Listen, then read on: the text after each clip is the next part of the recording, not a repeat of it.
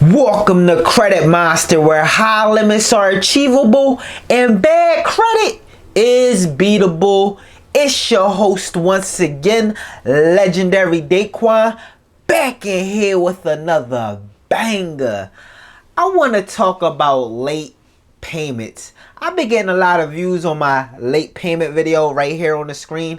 I've been getting a lot of views on there lately, how to remove late payments using MOV tactic, which is method of validation. The credit bureaus definitely have to prove that. But I really want to talk about the nuts and bolts of late payments and the impact of late payments.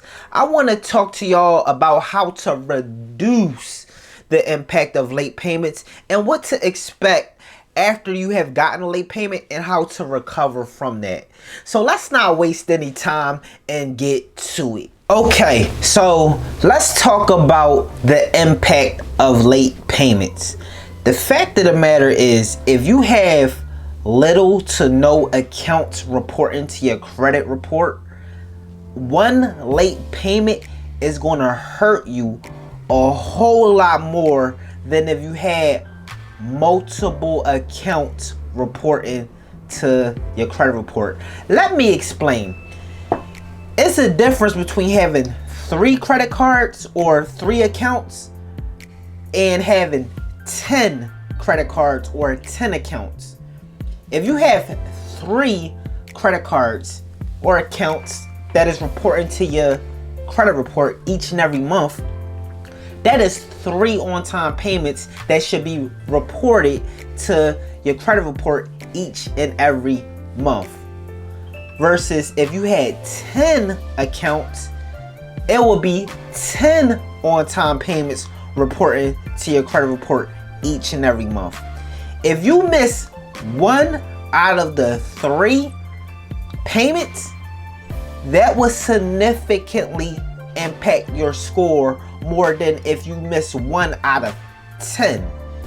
So you have 3 bills that report to the credit bureaus and you miss 1 payment out of the 3. That means you're only on time about 66% of the time.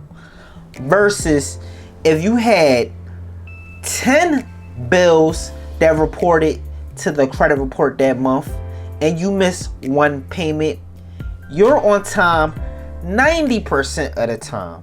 Now, as you can see, obviously you would take a bigger hit if you're only on time 66% of the time versus 90% of the time.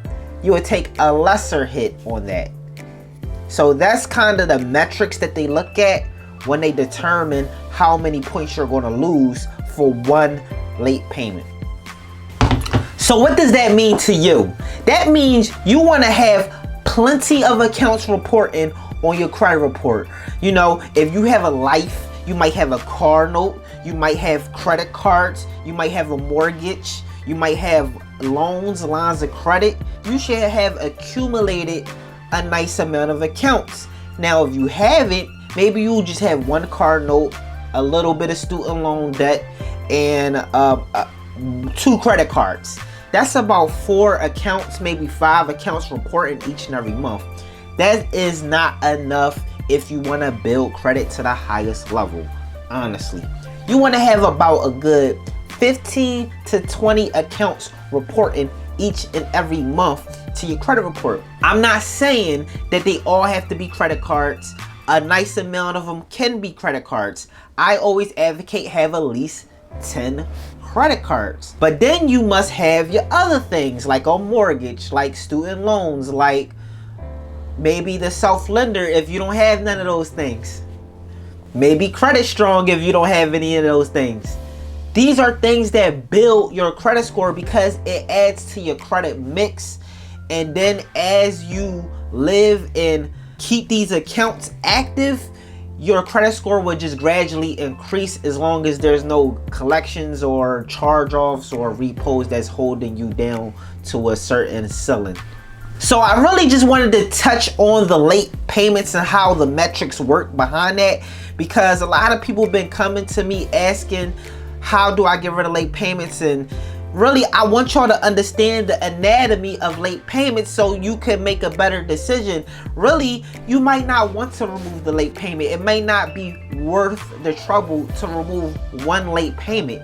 You could just simply have more accounts outweigh that one late payment.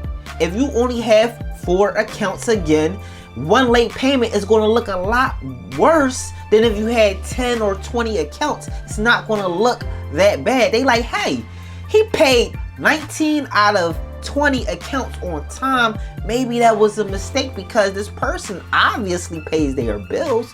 Versus if you only have 2 accounts and you miss one, that looks a lot worse. So really keep that in mind. And again, if you enjoy this type of content, please like, comment, share, and subscribe.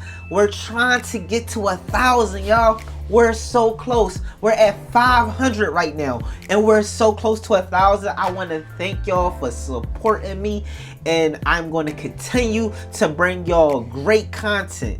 This is your boy, Legendary Daquan. Catch the next video on the screen.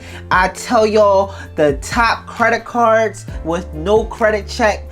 You know, you don't want to miss that. And I'll catch y'all on the next one. Peace.